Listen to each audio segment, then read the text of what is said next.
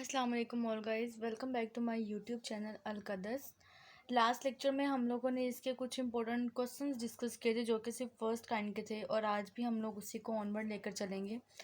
First kind, second kind और third kind of improper integral पे अपनी ग्रिप बनाएंगे और इसके क्वेश्चंस पेपर्स में पूछे जाते हैं, जिसमें हमारे पास सबसे इम्पोर्टेंट क्वेश्चन है फर्स्ट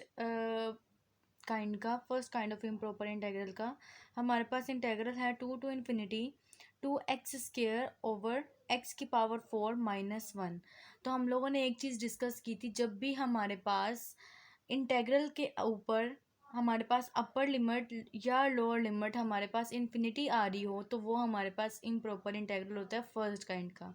और अगर हमारे पास अंदर वाला फंक्शन जो है वो हमारे पास अनबाउंडेड आ रहा हो, मतलब किसी भी पॉइंट के ऊपर जो इंटीग्रल के ऊपर हम लोगों ने लिए हुए हैं उस कोई भी पॉइंट इन दोनों के दरमियान में से पुट करने से या इन दोनों को पुट करने से हमारे पास अगर नीचे जो है वो डिनोमिनेटर में इन्फिनिटी बन रहा हो तो फिर हम लोग क्या करते हैं, मतलब ज़ीरो बन रहा हो तो अगर पूरा फंक्शन जो है वो इन्फिनिटी बना दे तो फिर हम लोग क्या करते हैं, उसको second kind as a consider करते हैं इम्प्रॉपर इंटीग्रल की, और उसको एप्सिलॉन वाले मेथड से सॉल्व करते हैं। मेथड्स कल हम लोगों ने दोबारा डिस्कस किए थे। अगर आप लोगों को मेथड्स के अंदर कोई कन्फ्यूजन हो तो आप लोग मेरी प्रीवियस वीडियो लेक्चर नंबर 40 जो है वो आप एक दफ़ा देख लें तो आपको समझ आ जाएगी। तो आज स्टार्ट करते हैं। हमारे पास इम्प्रॉपर इंटीग्रल और फर्स्ट काइंड का क्वेश्चन है जिसपे टू इन्फिनिटी है 2x² over x⁴ into dx है हमारे पास। तो फर्स्ट काइंड में जब हमारे पास इंटीग्रल के ऊपर हमारे इन्फिनिटी या नीचे या दोनों जगह पे हमें इन्फिनिटी नज़र आ रहा हो तो हम लोग फर्स्ट काइंड को यूज़ करते हैं और इसमें करते क्या है, लिमिट अप्लाई कर देते हैं इस इन्फिनिटी के ऊपर। जो भी हमारे पास इन्फिनिटी हो, लोअर लिमिट हो या अपर लिमिट में इन्फिनिटी आ रहा हो तो हम लोग उसको टी पुट कर देते हैं, T is approaches to infinity, और इंटीग्रल में हमारे पास आ जाता है 2 to t 2x² over x² + 1 into dx। मतलब इसको इसके ऊपर हम लोगों ने फॉर्मूला लगा लिया है कौन सा, अगर हम लोग a² - b² वाला फॉर्मूला खोले तो वो होता है a+b इंटू a-b।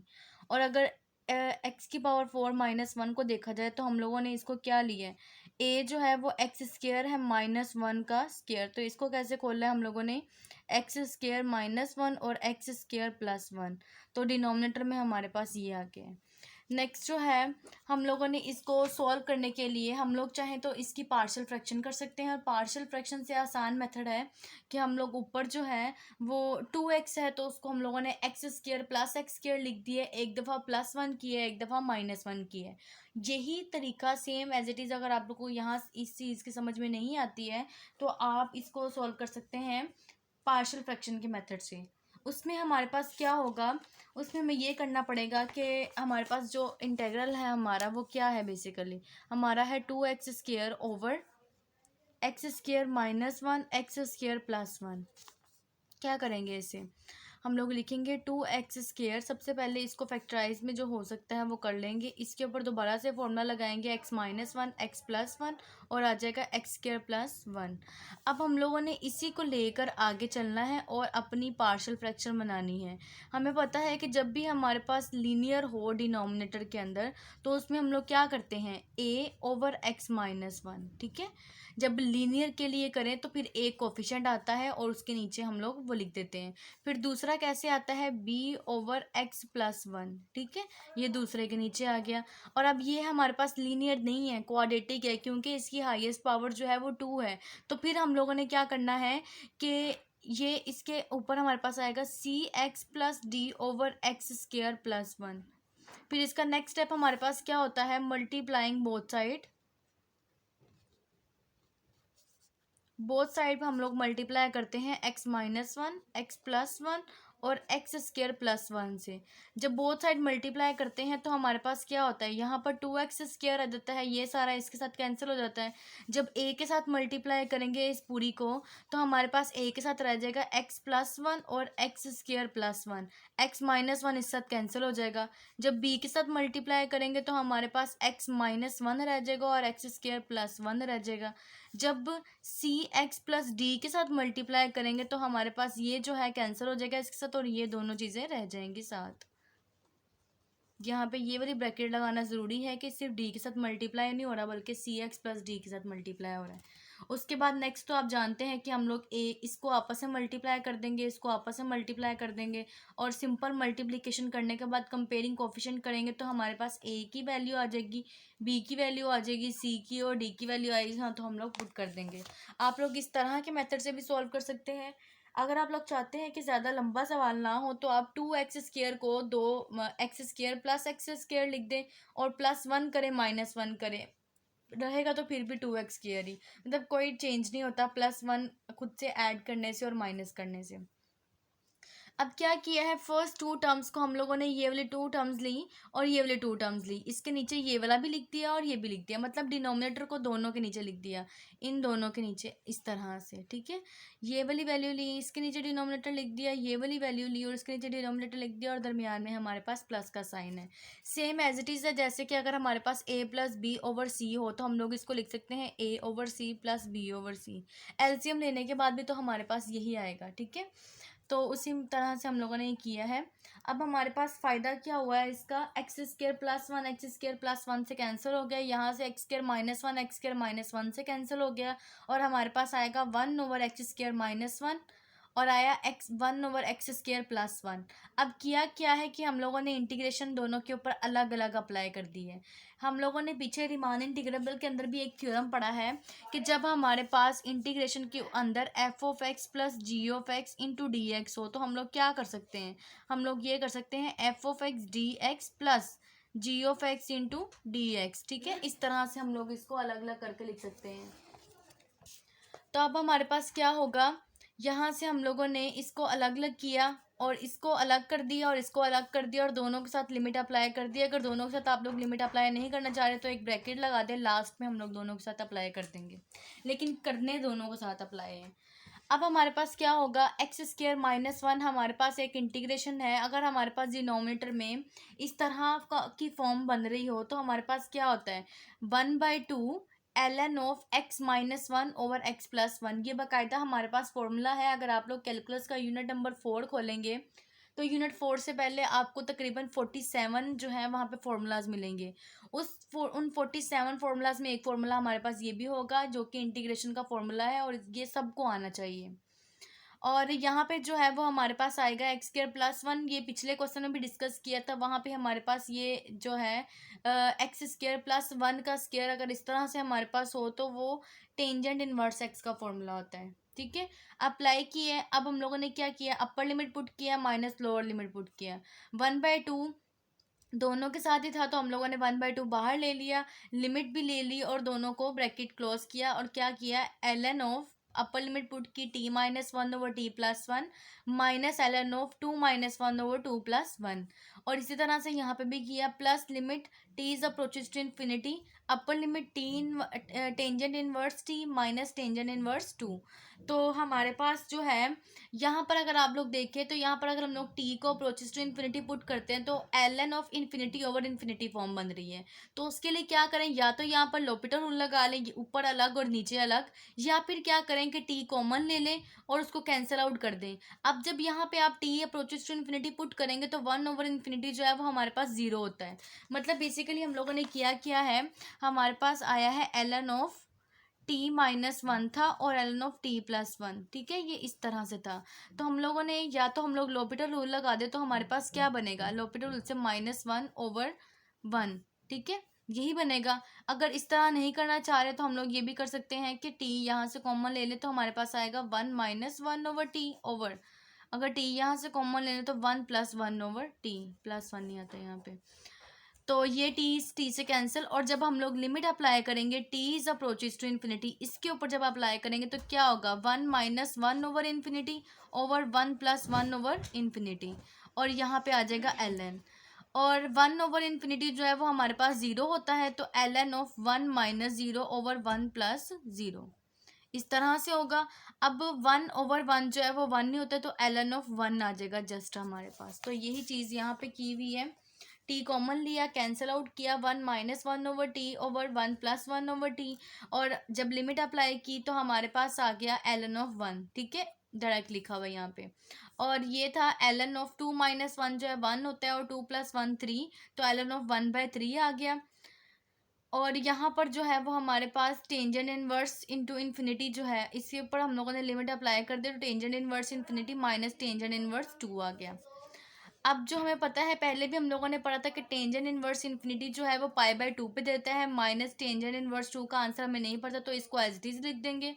ln(1) जो है वो ज़ीरो होता है, ये वाली टर्म ज़ीरो हो जाएगी और ये 1/2 जो है इसके साथ मल्टीप्लाई हो जाएगा जस्ट, तो हमारे पास आएगा -1/2 ln(1/3) plus π/2 minus tangent inverse 2।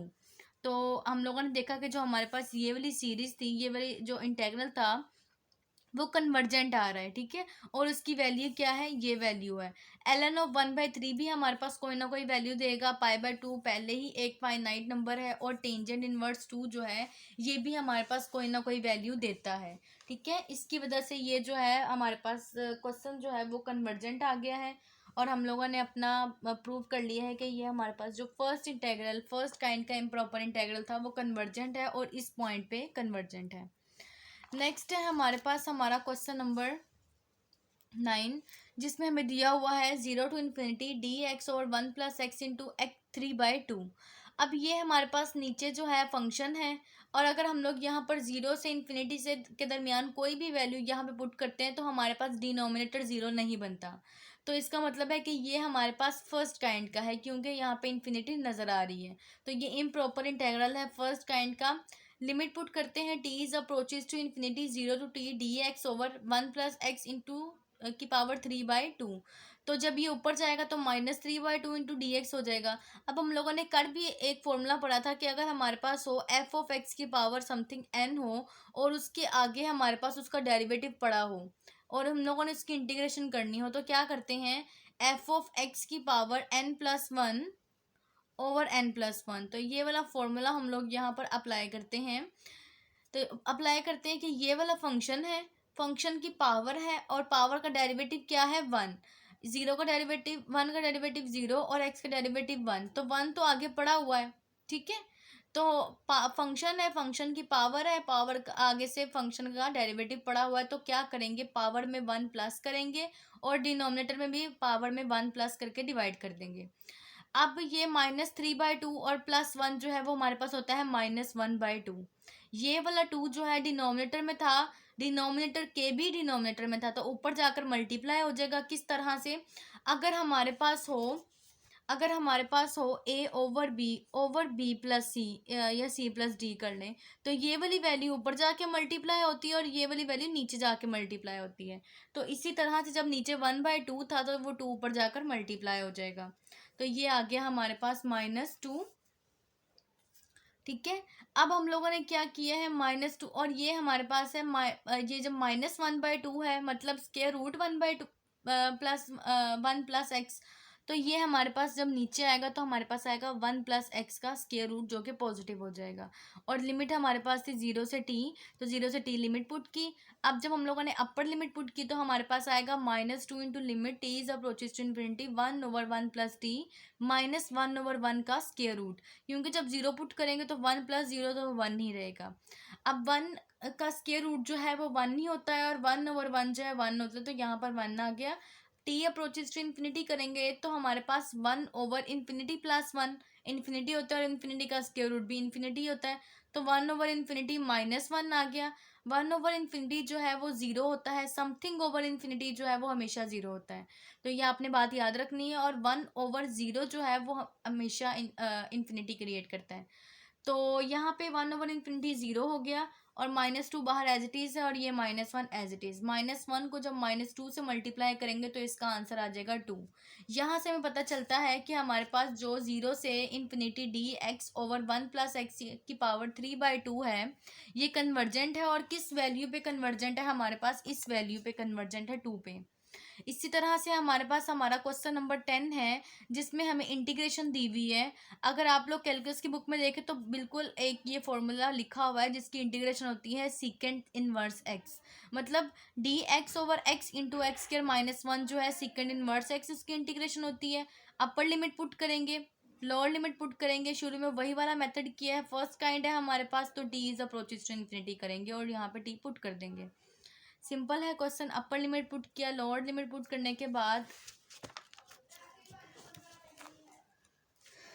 Upper limit put कर दी, लोअर लिमिट पुट कर दी। अब हमारे पास हमें पता नहीं है कि सीकेंड इनवर्स इन्फिनिटी कहाँ पे बनेगा, secant inverse square root two जो है वो कहाँ पे बनेगा। अगर आप लोग यहाँ पे देखें तो मैंने साइड पे लिखा हुआ है कोस पाई बाय टू जो है वो ज़ीरो होता है, ठीक है। और कोस जो होता है 1/कोस जो होता है वो सीकेंड होता है। तो हम जब हम लोग दोनों साइडों पर रेसिप्रोकल लेंगे तो यहाँ पर हमारे पास 1/कोस पाई बाय टू क्या बन जाएगा, secant pi by two is equal to 1/0 क्या बन जाएगा, इन्फिनिटी। अगर हम लोग सीकेंड को दूसरी साइड पर लेकर जाएं तो हमारे पास क्या आता है, pi by two is equal to secant inverse infinity. मतलब सीकेंड इनवर्स इन्फिनिटी जो है वो पाई बाय टू देते हैं आंसर। अब यहाँ पर देखो तो हमारे पास कोस पाई बाय फोर की वैल्यू होती है 1/√2। 40 कोस जो है 45 डिग्री एंगल पे 1/√2 देता है। अब दोनों का जब रेसिप्रोकल लेंगे तो 1/कोस पाई बाय फोर जो है वो सीकेंड पाई बाय फोर बन जाएगा, और 1/1/√2 जो है वो √2 बन जाएगा। तो यहाँ पर हम लोगों ने लिखा है पाई बाय फोर √2। ये जो सीकेंड है वो उधर जाकर सीकेंड इनवर्स हो जाएगा, pi by four is equal to secant inverse √2। तो हमारे पास आएगा pi by two minus pi by four is equal to, four LCM आ गया, 2 पाई माइनस पाई, और ये पाई बाय फोर हमारे पास आंसर आ गया। इसी तरह का एक क्वेश्चन 11 है जो कि आप लोग देख लें, होप सो कि आपको समझ आ जाएगी। फिर भी कोई कन्फ्यूजन हो तो आप मुझे कमेंट सेक्शन में मैसेज कर लीजिएगा, मैं आपको इसका ज़रूर वीडियो अलग से बना के बता दूँगी। होप सो आपको आज का लेक्चर इन्फॉर्मेटिव लगा होगा और बहुत ज़्यादा कुछ सीखने को मिला होगा। Thank you so much for watching my videos and subscribe my channel, like my channel and इसको ज़्यादा से ज़्यादा शेयर करें ताकि मेरी हर नए आने वाली वीडियो आप तक बआसानी पहुँच सके।